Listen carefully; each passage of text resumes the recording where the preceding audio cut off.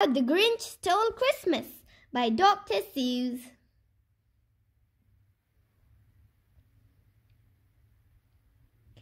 Every Who down in Whoville liked Christmas a lot. But the Grinch, who lived just north of Whoville, did not. The Grinch hated Christmas, the whole Christmas season. Now please don't ask why. No one quite knows the reason. It could be his head wasn't screwed on just right. It could be, perhaps, that his shoes were too tight.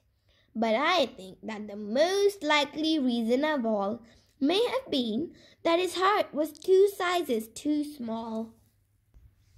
But whatever the reason, his heart or his shoes, he stood there on Christmas Eve, hating the Whos, staring down from his cave with a sour, grinchy frown at the warm lighted windows below in their town. For he knew every Who down in Whoville beneath was busy now, hanging a mistletoe wreath. "And they're hanging their stockings," he snarled with a sneer. "Tomorrow is Christmas. It's practically here." Then he growled, with his Grinch fingers nervously drumming, "I must find some way to stop Christmas from coming." For tomorrow, he knew, all the Who girls and boys would wake bright and early. They'd rush for their toys.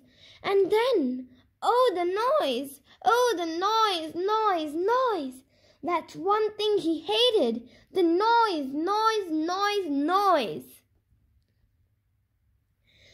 Then the Whos, young and old, would sit down to a feast.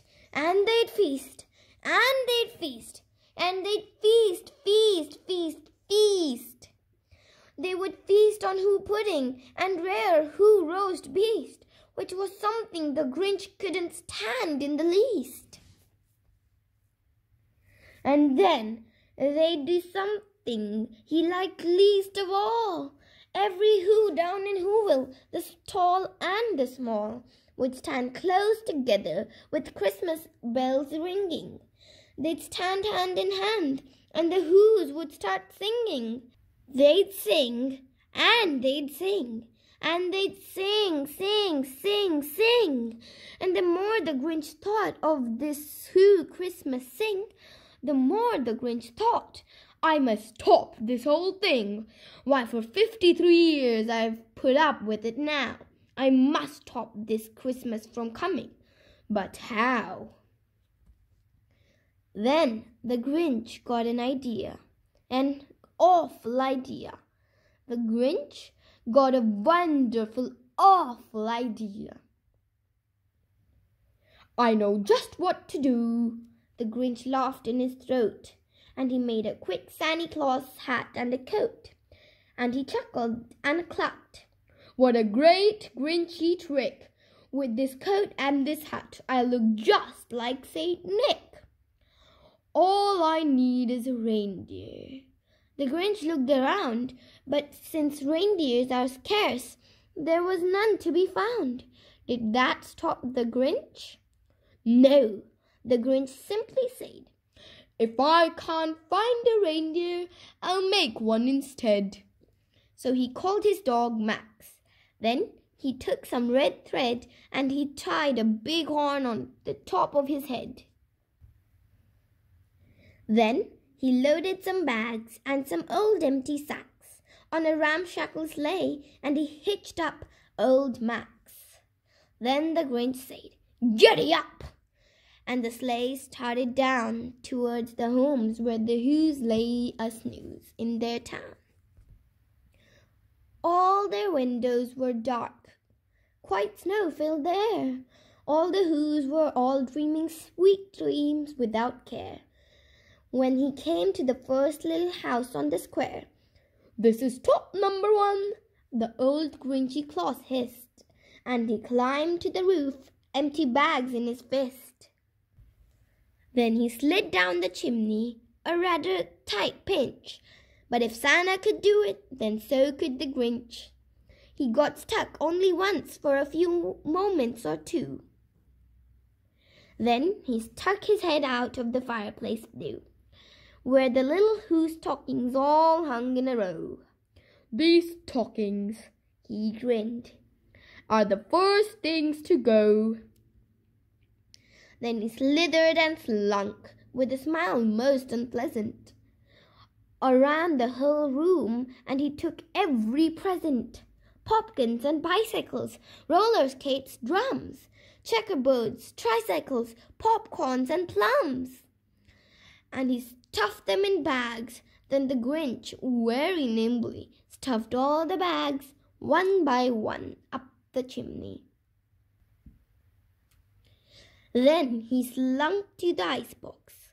He took the Who's feast. He took the Who pudding. He took the roast beast. He cleaned out that icebox as quick as a flash.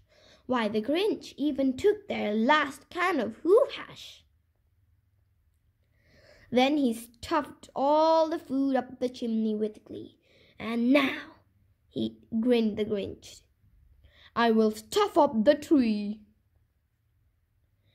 And the Grinch grabbed the tree and he started to shove when he heard a small sound like a coo of a dove. He turned around fast and he saw a small Who, little Cindy Lou who was not more than 2. The Grinch had been caught by this tiny Who daughter, who'd got out of bed for a cup of cold water. She stared at the Grinch and said, "Santa Claus, why are you taking our Christmas tree? Why?"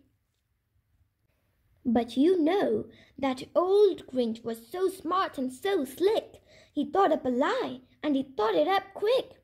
"Why, my sweet little tot," the fake Santa Claus lied, "there's a light on this tree that won't light on one side. So I'm taking it home to my workshop, my dear. I'll fix it up there, then I'll bring it back here." And his fib fooled the child. Then he patted her head and he got her a drink and sent her to bed. And when Cindy Lou Who went to bed with her cup, he went to the chimney and stuffed the tree up. Then the last thing he took was the log for the fire. Then he went up the chimney himself, the old liar. On their walls he left nothing but some hooks and some wires.